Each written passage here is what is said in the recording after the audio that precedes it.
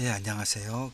리포트 작성법 특강을 우리가 3주차에 하고 있죠.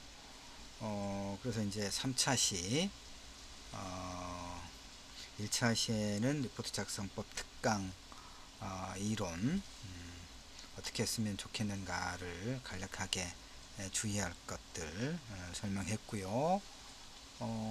이제 2차 시와 3차 시는 입기자료, 과학적 사고와 인문학이라고 하는 자료를 통해서 그 내용의 측면, 그러니까 내용의 측면을 좀 검토를 하고 있는 겁니다.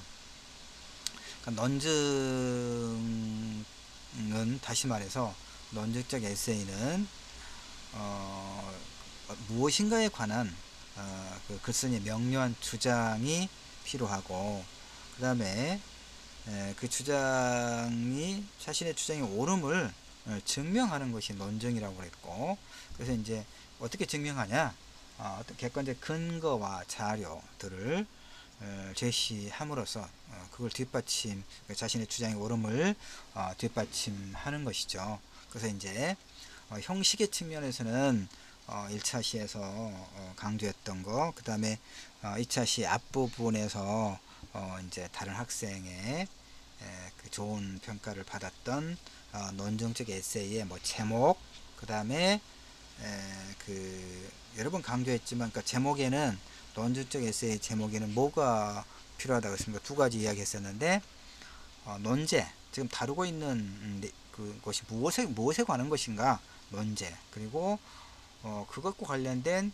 글쓴이의 태도가 무엇인가, 무엇인가에 대해 찬성하는가 반대하는가, 하여튼 이 두 가지가 논증적 에세이는 제목에가 분명하게 드러날 것이 필요하다, 이런 얘기 했었죠. 그리고 글을 쓸 때는 들여쓰기를 통해서 시작할 때 들여쓰고, 문단 구분도 들여쓰기를 통해서 깔끔하게 이렇게 할 것이 필요하다는 얘기를 글의 외적 형식의 측면에서 이야기했습니다. 이제 내적 형식은 처음에 어떤 글, 첫 부분에 어떤 글을 첫 서두 부분에, 서두는 그러니까 내가 이 글에서 다루고자 하는 논제가 무엇인가, 그 다음에 왜 이걸 다루고자 하는가, 이것이 어떤 의미가 있는가, 이런 것들을 제시해 주는 게 그 글의 첫 부분이죠. 그리고 논증적 에세이는 첫 부분에 나는 이 문제에 대해서 어떻게 생각한다고 하는 입장을 명확하게 한번 제시해 주는 게 훨씬 더 좋아요. 그 다음에 이제 마무리에서도 다시 한번 또 강조해 줄 게 필요하고요. 그래서 지금 우리가 이 입기 자료는 지금 과학적 사고와 인문학이라고 하는 제목에 여러분이 보고 있는 이 그 입기 자료는 내가 뭘 주장하고 있었습니까? 주장하는 거죠. 지금 그 PPT로 이렇게 좀 되어 있어서 그 2차 시에도 이야기했지만 한글 파일이 아니어서 그건 조금 뭐 답답한 측면이 있는데, 어쨌든 이 2차 시와 3차 시에서는 이 입기 자료를 통해서 내용을 어떻게 구성할 것인가, 요걸 지금 설명하고 있는 거예요. 자, 다시 연결해서 합시다. 지난번 그 2차 시에 마지막에 했던 게 이거였죠. 비판적 태도는 과학적 사고는 과학적 사고와 창조성은 불가분의 관계에 있다. 그런데 창조성은 비판적 질문부터 출발하는 것이다. 그래서 비판적 태도는 창조성의 운동력이요 과학적 사고의 바탕이다. 그래서 어쩌자고 그랬습니까? 기존의 어떤 해석을 아무런 문제의식 없이 답습해서는 창조성을 발휘할 수가 없다는 얘기예요. 그래서 기존의 어떤 해석들을 왜? 라고 하는 어, 질문을 통해서, 즉 비판적 어떤 사고를 통해서 그 왜라고 하는 질문에 대한 자기 스스로의 답을 이제 확보할 것이 필요하다. 그 얘기를 지금 했던 거예요. 지난 차시에서. 자, 정리합시다. 다시 과학적 사고의 바탕에는 비판적 사고가 놓여 있다. 그런 바탕에서 창조성이 발휘된다. 요 얘기를 이제 했던 거예요.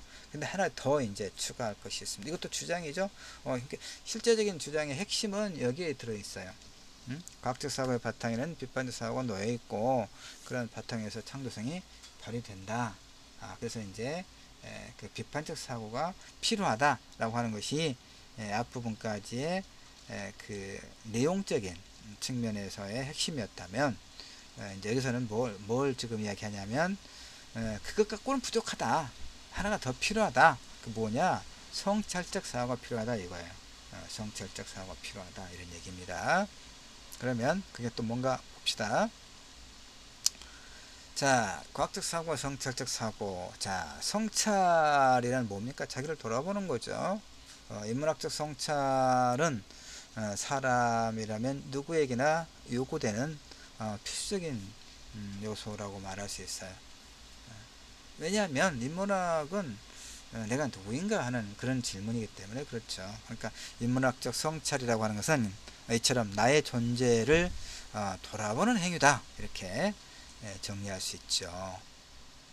이건 이제 좀 오래전에 그 대자보 드립니다. 대자보는 뭐 80년대 90년대 초반까지 이제 대학가에서 주로 어떤 시국에 대한 그 학생들의 생각들을, 왜냐하면 기성 언론이 기사화하지 않으니까 그래서 이 대자보를 통해서 자신들의 생각을 이제 대외에 알리는, 그래서 그걸 읽는 이제 학생들, 동료 학생들로부터 어떤 지지를 이끌어내는 그런 중요한 역할을 했었죠. 이것은 이제 몇 년 됐긴 했습니다만 대학가에 다시 등장한 어떤 대자보들 한 뭐 5, 6년쯤 됐지 않겠나 싶네 보니까. 안녕들 하십니까? 이런 질문들, 이런 것들이 이제 한참 어떤 그 몇 달 동안 사회적 이슈로 다루어지기도 했었죠. 그러니까 우리 사회에서 안녕들 하냐고 묻는 저 대자보들은 성적과 취업과 군대와 연애 때문에 잊고 지냈던 뭐 프로 외면했던 이웃과 사회 곳곳의 신음소리에 귀를 열고 손을 내미는 성찰적 사고의 표출이라고 그렇게 이야기할 수 있어요. 자, 가드너, 심리학자 가드너는 2차 시에서 가드너 이야기를 좀 했었죠. 아인슈타인의 창조성의 문제를 가드너가 그 책에서 이제 이야기한 바 있었거든요. 인용을 좀 해서 설명했었죠. 근데 창조성을 뭐라고 이 사람은 규명을 하냐면 상자 밖에서 생각하는 것 이렇게 이야기합니다. 상자 밖에 생각하려면, 그러니까 아마도 이 상자가 의미하는 것은 어떤 틀이겠죠. 기존의 어떤 틀, 기존의 해석. 그러니까 그 바깥에서 그러려면 이제 일단은 기존의 해석도 필요하겠죠. 그렇죠? 그러니까 기존의 해석, 상자, 전문적인 지식과 통합적인 사고. 즉 창조성을 키우기 위해서는 전문적인 지식과 통합적인 사고가 일단 필요하다는 얘기죠. 그러니까 그 기존의 지식에 대한 충분한 이해, 습득은 전제가 되는 거죠. 그런 다음에 왜냐고 하는 이제 비판적 질문을 통해서 어떤 창조성을 발휘할 수 있다. 뭐 이런 얘기가 되는 거죠. 그런데 하나 강조하고 있는 게 지금 뭔가요? 3차 시에서 성찰적 사고. 성찰적 사고가 추가되지 않으면 그렇게 해서 얻어진 창조성이 도대체 무엇을 위한 지식인가? 이런 질문 앞에 무력해진다. 이런 얘기죠. 그러니까 지금 나는 이 페이퍼에서 과학적이고 합리적인 사고에 필요한 게 거기서 덧붙여서 반드시 필요한 게 뭐냐? 성찰적 사고의 필요성을 강조하고 있는 거죠. 주장하고 있는 거죠. 그러면서 성찰적 사고가 무엇이고 그게 왜 필요한가를 이제 다양한 또 자료, 예시를 들어서 이제 주장을 증명하려고 해요. 알겠죠? 그래 구성이. 자, 다음 같은 사례를 예를 들고 있죠. 다음 같은 사례를 통해서 우리는 성찰적 사고가 결여되는 과학이 얼마나 위험한 것인가를 숙고해 볼 수 있다. 자, 봅시다. 다윈은 종의기원에서 자연 선택설을 주장하잖아요. 그러니까 이제 종의 기원이 갖고 온 획기적인 어떤 그 인식의 전환은 무엇이었습니까? 그 전까지 물론 이제 다윈이 사는 시대까지 당대까지 인간을 비롯한 이 생명체는 신이 창조했다라고 창조설이 그동안에 생명의 탄생과 관련된 유일한 그 이론이고 주장이었죠. 근데 다윈은 종의 기원을 통해서 그렇지 않다. 그렇지 않다. 그래서 진화론을 이제 주장하죠. 그러면서 이제 자연 선택설. 자, 그러면 자연 선택이 생물종의 진화를 결정한다 이런 얘기죠. 그러니까 이 그 생존 경쟁에서 살아남은 개체만이 진화를 거듭하면서 결국 생존했다. 이렇게 이야기하는 거죠. 다윈은 그런데 그의 주장을 생물학의 영역에만 한정한 거죠. 그런데 그의 의도와는 또 무관하게 그의 진화론이 당시 자유주의와 같은 사회 철학에 큰 영향을 미쳐요. 특히 영국의 사회개혁가인 뒤에 나오네요. 스펜서는 자 봅시다. 진화의 생존 경쟁이 인간에게도 적용된다라고 보는 거예요. 그러면 게으른 사람들이 소멸하는 것은 그 자연 법칙의 순리 아닙니까? 라고 주장을 해요. 강조를 하는 거예요. 그러면서 어떻게 이야기합니까? 그러면 약자를 돕는 복지 정책은 적자 생존이라고 하는 자연 법칙에 역행하는 것이다. 그 결과 허약한 형제를 퍼뜨리는 아주 잘못된 국가 정책이다. 이렇게 비난해요. 요즘 말로 보면 우리 한국 사회로 보면 선별적 복지냐. 전에 뭐 오래전에 그 중고등학교 때문에 학교 급식에 무상급식을 주장하는 이제 소위 그 평등주의자들과 이제 선별 급식을 이제 필요로 한 가난한 학생들에게만 이제 그 급식을 무상으로 하자라고 하는 소위 선별복지 자유주의자들의 이제 주장이죠. 이것이 여러분 생각나지 않습니까? 그러니까 이 스펜서는 소위 자유주의라고 하는 것이 그 자본의 그러니까 자본주의적 그런 관점을 지금 이야기하는 거예요. 그러니까 자본이 시장에서의 자유로운 경쟁을 통해서 더 많은 생산성을 산출할 수 있다고 보는 그런 자본주의적인 그런 관점을 보통 자유주의라고 이야기하는 거죠. 뭐 그걸 길게 여기서 또 설명하기는 그런데 이 부분을 또 잘 이해하는 충분하게 이해하는 친구들이 그렇게 또 많지도 않더라고요. 이제 전공 영역이 아니어서 뭐 그러기는 할 텐데 이를테면 그 이 자유주의자 시장에서의 소위 수요와 공급의 법칙에 의해서 뭐 가격이 결정된다라거나 그래서 이제 정부라든가 뭐 시민단체가 시장에 개입하는 것은 옳지 않다라고 주장하는 그러니까 완전 경쟁을 주장하는 것은 물론 세상에 완전 경쟁은 가능하지 않죠. 정부가 어쨌든 적절하게 개입을 하는 것이고 다양한 방법을 통해서 그런데 그 자유주의라고 하는 것은 결국 이거예요. 격투기 선수하고 나하고 나는 여러분이 그 1주 1차시 오리엔테이션 하면서 내 이제 프로필 소개하는 것만 봤죠. 난 이제 몸도 작고 몸도 약하고 그런 사람이에요.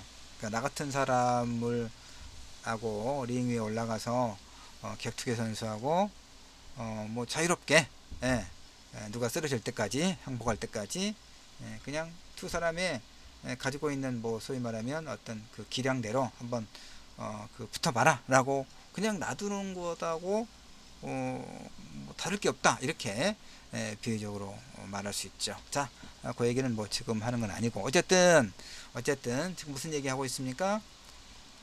성찰적 사고가 필요하다 이런 얘기죠. 그러니까 성찰적 사고가 결여됐을 때 어떤 문제가 발생하는가를 지금 이제 그 진화론을 갖다가 생물종의 진화론, 다윈은 그 생물종에만 한정했던 그 진화론을 이제 스펜서와 같은 자유주의자들의 인간의 어떤 사회 제도에도 적용했다 이런 얘기예요. 자, 그러면 이제 어떤 문제가 발생한가를 좀 볼까요? 우생학이죠. 우생학. 이제 독일의 경우 우생학은 이제 인종위생학이라고 불릴 정도로 악명 높았어요. 그러니까 1차 세계대전 때입니다. 이 사람들이. 독일이 이제 외국과 전쟁을 겪어요. 전쟁을 하죠. 그러면 이제 국가의 꽃이라 할 수 있는 그 건강한 청년들은 전장에서 전사하죠. 반면에 징집에서 그 면제된 허약한 남자들이 고향에서 살아남아가지고 이세를 만든다라고 이 사람들은 한탄해요. 그래서 이들 우생학자들은 이제 이대로 가면 독일에 알코올 중독자와 신체 허약자만 남겠다고 한탄하면서 이 문제를 해결해야 될 텐데 그러면 우생학을 갖다가 허약자와 우생학을 이제 우생학적 지식과 기술을 갖다가 허약자와 병자의 생식을 제한하는데 활용하자 이렇게 이야기해요. 그래서 이제 독일에서 1차 세계대전 이후에 이 우생학의 영향력이 아주 사회 전면에 등장합니다. 나치당이 정권을 잡은 후에는 본격적으로 소위 사회 부적격자들 거세하죠. 2차 세계대전까지 약 30만 명에 이르는 허약자들을 이렇게 해서 거세해 버립니다. 독일의 우생학자들은 불치병을 앓거나 정신병자, 백지, 정신 박약자, 불구아동의 삶을 살 가치가 없는 사람으로 규정을 한 후에 국가가 이들을 안락사 시킬 수 있다고 정당화를 해요. 그래서 이제 뭐 40년과 41년, 1년 사이에 1, 2년 사이에 약 7만 명 정도의 정신병 환자들 살해해 버렸죠. 결국 이제 2차 세계대전 기간에 뭐 5, 600만 명에 이르는 유대인들, 그 다음에 기타 바람직하지 않은 성향을 지닌 사람들. 그러니까 이게 이제 무서운 거예요. 독일에서만 이런 일이 결코 아니죠. 뭐 미국의 우생학도 거세법의 통과, 인종차별적인 이민법을 가져옵니다. 캐나다, 노르웨이, 스위스, 덴마크, 오늘날 이제 서구 그 유럽의 복지국가들이잖아요. 이들도 2차 세계대전 그 무렵에는 정신병자, 백치, 간간범을 거세하는 거세법을 이제 통과시키죠. 이때 제정되었던 거세라고 하는 우생학적 방법은 이게 흑인이라든가 그러니까 나도 뭐 이제 다른 건 몰라도 뭐 강간범 뭐 이런 사람들은 거세하는 게 맞다고 봐요. 뭐 인권에 반한다 이렇게 이제 비판적인 측면이 있는데 강간범에게 무슨 인권이 있겠어요? 인권을 어떻게 적용하겠어요? 그런데 이제 문제는 이게 악용되는 거죠. 이렇게 해 놓으면 그러니까 사형 제도를 이제 그 반인권적이다라고 반대하는 사람들의 논리 중에서 귀담아 들을 수 있는 게 뭐냐면 그것을 악용한다는 것이죠. 어떻게? 정치적으로. 우리나라의 경우에 그랬잖아요. 쭉 그랬잖아요. 악용한다는 거. 나도 사형 제도를 찬성하는 사람이에요. 우리나라의 사형수가 지금 62명, 63명 있는데 그 사람들은 최소한 2명 이상의 사람을 매우 잔인하게 죽이고 성폭행하고 시신을 불태우고 시신을 훼손했던 이건 어떻게 그들을 용서할 수 있는가? 용서할 수 없는 그런 범죄를 저지른 사람들이기 때문에 난 그 사람들 한꺼번에 사형 집행해야 된다고 주장하는 사람이거든요. 그런데 이제 문제가 이제 사형 제도가 있으면 정치적으로 악용될 수 있다는 것이죠. 55판의 가능성이 없다고 말 못하잖아요. 억울하게 어떤 목적으로 인해서 정치적 목적이 아니더라도 어쨌든 어, 정말 그 억울하게 누명을 쓰거나 그래서 사형을 집행해 버리면 나중에 그런 사실이 밝혀져도 되돌릴 수가 없잖아요. 박정희 때 뭐 뭐 간첩단 사건들 엄청나게 고문으로 그 조작해서 이제 간첩죄를 뒤집어 씌워서 사형시킨 사람이 많거든요. 그 사람들 나중에 다 재심으로 고문으로 조작됐다고 국가의 잘못을 인정하라고 하는 배상 판결이 계속 나오고 있는데 이미 죽은 사람들 어떻게 돌려놓습니까? 그렇죠. 남은 가족들은 너무 원통하고 절망적인 거잖아요. 바로 그런 것 때문에 이제 사형 제도가 폐지돼야 된다고 주장해요. 그러니까 또 그런 부분은 나도 또 인정이 되는 거죠. 자, 거세법 우생학 이게 이렇게 거세는 우생학적 방법 이것이 흑인이라든가 다른 유색인에게 특별한 이유 없이 차용됐을 정도 남용되는 거죠. 이게 문제. 남용되기 때문에 그런 거죠. 악용되는 것 때문에 문제가 있는 거죠. 자, 우생학자들은 이제 가난이 열성인재로부터 나온다. 이들의 무능력은 유전적인 것이기 때문에 개선될 수 없다. 따라서 오직 거세와 같은 우생학의 방법만 이를 해결할 수 있다고 가정하여. 그래서 아까 얘기했지만 이런 가정에서 초래되는 문제가 뭡니까? 교육이 필요 없죠. 교육이 필요 없는 거예요.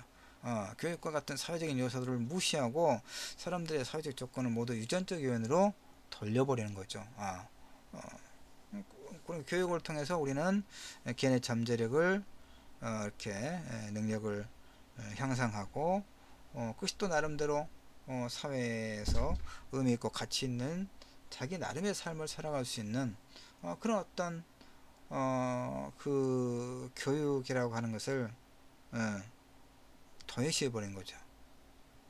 물론 이제 아주 우리가 그 뭐 뉴스를 보거나 그러면 정말 저런 행위를 한 사람도 사람일까?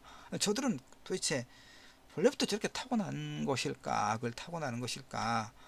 라고 너무 그런 경우도 있지요. 그러나 또 우리가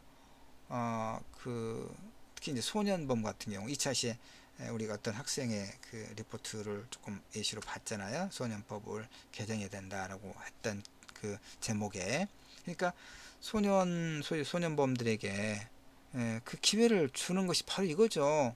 교화의 가능성이 있다고 보는 거죠. 교화의 가능성이 있다. 실제로 뭐 그러겠죠. 그 아주 나쁜 환경에서 뭐 충분한 애정을 받지 못하고 자라나는 아이들은 타인과 사회에 그 어떤 증오심을 갖고 있기 쉽겠고 그것이 어떤 요인을 의해서 이제 아주 나쁜 행위로 촉발된다고 보통 그렇게 우리가 이해할 수는 있죠. 그러니까 그런 범죄에 대해서 처벌보다는 좀 처벌도 필요하지만 그러나 처벌만이 능사가 아니고 그들이 어떻게 좀 교화될 수 있기를 바란다는 것인데 그런데 그게 글쎄요. 하여튼 어쨌든 뭐 그런 가능성을 우리가 닫아서는 안 되겠죠. 그래서 오생학 좋아요. 마무리를 해야 될 것 같으니까 그래서 이제 사람의 정체성을 형성하는 것은 단일한 어떤 하나의 것만이 아니에요. 또한 사람은 교육과 환경의 영향으로 얼마든지 변화할 수 있어요. 물론 그렇지 않은 사람도 있긴 있더라고요. 보니까 또 뭐 그러나 우리는 이렇게 믿는 거예요. 그쵸? 믿어야 되는 거예요. 그렇지 않다면 역사가 진보할 수 없는 거죠. 교육과 환경의 영향을 우리는 그걸 통해서 사람은 변할 수 있다라고 우리가 믿는 거죠. 그런데 바로 그런 것 때문에 다시 말해서 이거죠. 가난은 불평등한 사회 구조에 더 많은 원인이 있죠. 그들이 이를테면 뭐 게으름, 무능력 그 요인이 없는 건 아니에요. 그러나 이제 그 기본적으로 본다면 본질적으로 본다면 정말 열심히 일을 해도 자신의 조건을 결코 뛰어넘지 못하는 그런 것은 뭐예요? 개인의 능력이 중요보다는 그런 불평등한 사회구조가 더 많은 원인이 있는 거거든요. 장애도 마찬가지예요.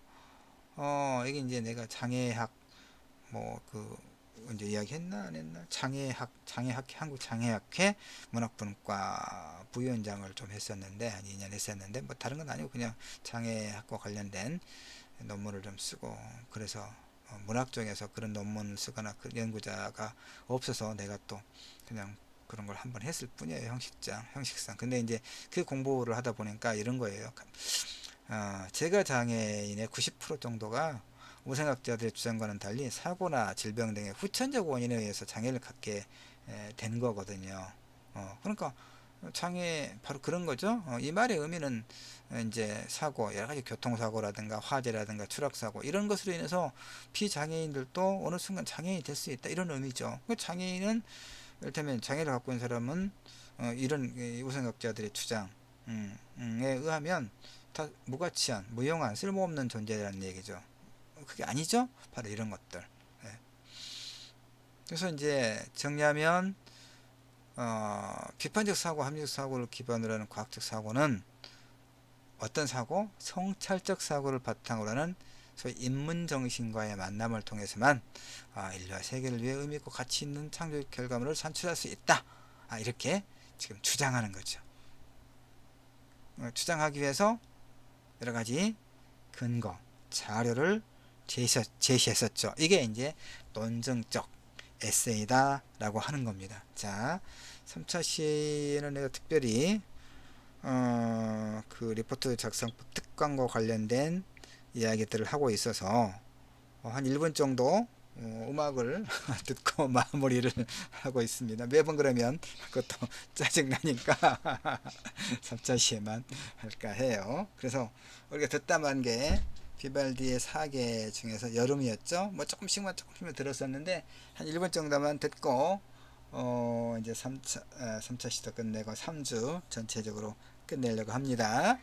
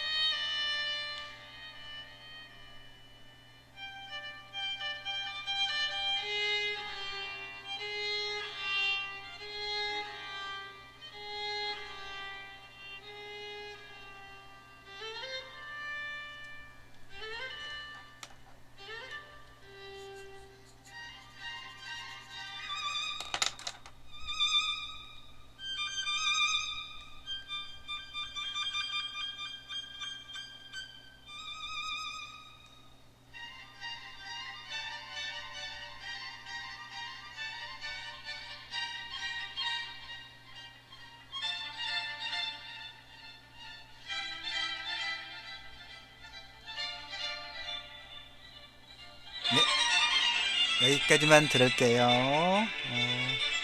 고맙습니다. 여러분 수고들 하셨습니다.